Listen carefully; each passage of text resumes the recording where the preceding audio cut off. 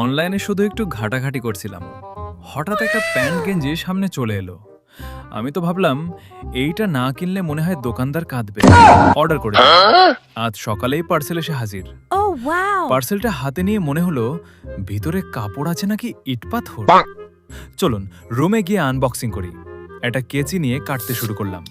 প্যাকেটটা এমনভাবে মোড়ানো ছিল মনে হলো দেশের গোপন ধন খুলছি। এই যে বের হয়ে গেল। আগে প্যান্টটা দেখি, তারপর গেঞ্জিটা। দুইটার কালার তো একদম ঝমঝ ভাই। এখন পরে দেখি কেমন লাগে।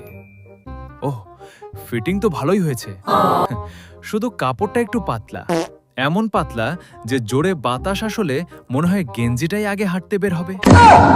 এখন আপনারাই বিচারক, এই কালারে আমাকে হিরো লাগছে নাকি এলাকার নতুন জামাই।